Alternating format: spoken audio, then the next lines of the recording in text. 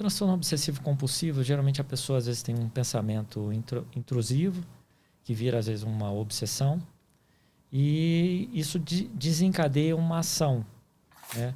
Então, por exemplo, tinha uma paciente que ela às vezes tinha dificuldade de sair de casa, porque ela sempre achava que a porta estava fechada. Ela ia lá, trancava a porta, saía. Mas vinha aquele pensamento novamente, que achava que a porta estava aberta. E aí ela voltava. Meu Deus. E fazia isso 30, 40, 50 vezes. Tá? E então isso acaba levando a uma compulsão. Teve uma vez que ela ia fazer arroz, gastou 2 sacos de 5 quilos de arroz, porque sempre achava que o arroz estava sujo. Aí tinha que limpar, tinha que... Às vezes essa ideia, às vezes ela nem é tão racional assim. E esse pensamento leva a uma compulsão e ela tem que fazer, gera como se fosse uma ansiedade, uma angústia. E enquanto ela não executar aquilo, ela não consegue ter aquele alívio. Sim. Tá? E aí geralmente... Tem diversos tipos de toque. Sim. Tem mania de limpeza e etc. Mas por detrás, dentro, do ponto de vista de terapia, o objetivo é acessar isso que você acabou de dizer, que é muito importante e que às vezes é negligenciado.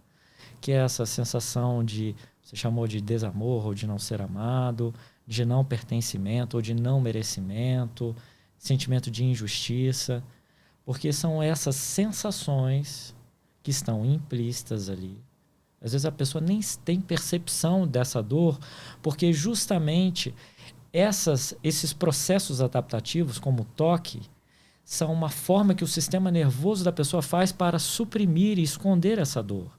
A mente dela fica tão focada no toque que ela não consegue olhar para dentro dela mesma.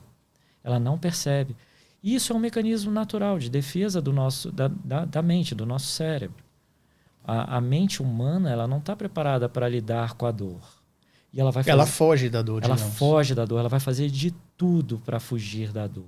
Ela vai buscar o prazer, vai buscar esses processos adaptativos que são, na verdade, disfuncional e fazem com que você sempre tenha mais do mesmo. É como se fosse quase um processo autossabotador inconsciente. Autossabotador inconsciente. Você vai, por exemplo, a pessoa que precisa perder peso, que está assim, com 50 quilos acima, aí ela até vai bem durante o dia. Pô, comeu salada, reduziu o carbo, cortou refrigerante, mas aí de madrugada mete uma caixa de bis para dentro. É como se fosse assim, tem algum sentimento, alguma coisa que acontece que puxa esses gatilhos. E a pessoa ela vai repetindo comportamentos. Eu dei um exemplo de peso, mas tem vários exemplos de pessoas que repetem ações buscando novamente. É como se fosse assim, eu não tenho valor. A pessoa tem esse pensamento, essa crença. Aí ela vai no tratamento da psicóloga, tal, toma um medicamento X. Aí ela vai vivendo situações que ela vai entendendo que não, olha como você é inteligente, olha como você é capaz. Aí do nada, ela repete um processo para, viu? Ela faz tipo assim, ela, sei lá, bate o carro de propósito, só para ela ver como ela é ruim de roda. Tá entendendo? Para ela provar para si que é ruim de roda. Não é uma coisa assim? Perfeito. Você deu um exemplo aí, é o que a gente chama de... dentro da TRI, de fenômeno de autopoiese. É um termo que foi importado, digamos assim, da biologia, que é como se o nosso sistema nervoso criasse ou manipulasse o ambiente externo para que ele possa ter sempre mais do mesmo. Vou dar pegar esse gancho que você deu. A pessoa tem uma compulsão alimentar, ela está deprimida e tem a compulsão alimentar. E ela acorda de madrugada, ela está querendo seguir a dieta, mas ela não resiste. Tem uma dor implícita lá dentro, que ela nem sabe de onde que veio, e ela vai lá na geladeira e come aquele bolo de chocolate, ela tem aquele alívio. É um alívio fugaz e transitório daquela dor. Por isso que a gente chama de que esses processos adaptativos são vulgarmente chamados de gambiarras, porque não resolve o problema. E aí, quando passa aquele efeito, aí ela, puxa, eu não deveria ter comido isso. Aí vem a culpa. Aí ela se olha no espelho, eu tô gordinha. Ai, caramba. Aí a autoestima tá baixa. E aí ela se vendo dessa forma, vem aquele sentimento de não pertencimento. Porque ela vai no trabalho, ou o lugar onde que ela vai, ou então quando ela sai com as amigas, todo mundo ela olha para as pessoas, essa aqui tem um corpinho bonitinho, essa aqui tem um corpinho bonitinho, e eu não sou, então, aceita. não pertencer a um determinado grupo é igual à morte.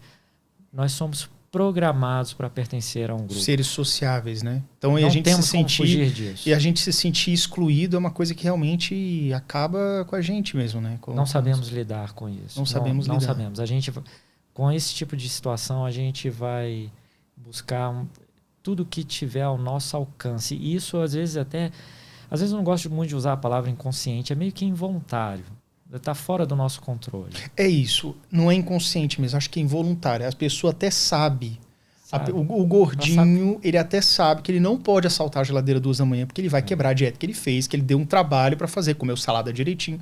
Mas aí ele vai e come meio bolo de chocolate na madrugada. É isso aí. É uma forma dele voltar, dele não emagrecer e reforçar aquelas crenças de um gordinho, de uma pessoa de desamor, uma pessoa desengonçada. Não é? Tipo... Exatamente. Aí o que ele colhe com isso no final?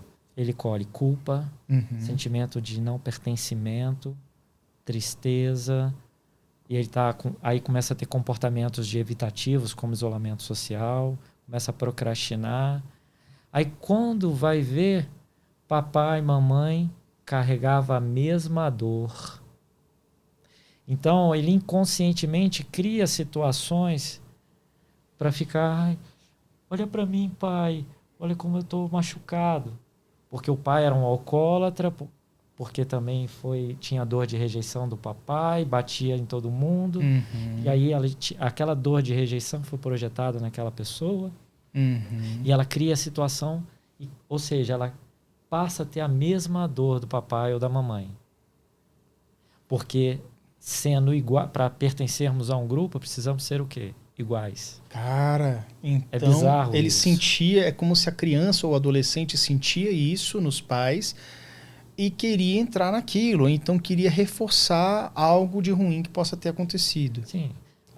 Por exemplo, um desses processos adaptativos é a vitimização. A vitimização é uma forma da pessoa pedir ajuda sem precisar verbalizar. Como seria isso? Vou te dar um exemplo, então, para ficar claro. Imagina o seguinte cenário. Imagina uma creche e que tem lá as criancinhas, elas estão lá brincando, se divertindo, é aquela gritaria danada, e tem os adultos que trabalham na creche e estão olhando para aquelas criancinhas ali, tomando conta. Só que lá no cantinho tem uma menininha que está assim, ó, chorando, quietinha, longe do grupo, chorando. Ela está assim. Sim. O que acontece quando os adultos, esses adultos que tomam conta dessa creche, o que acontece internamente dentro deles quando eles enxergam essa cena? Eu acho que se compadece. Compadece. Vamos traduzir isso aí que você está dizendo.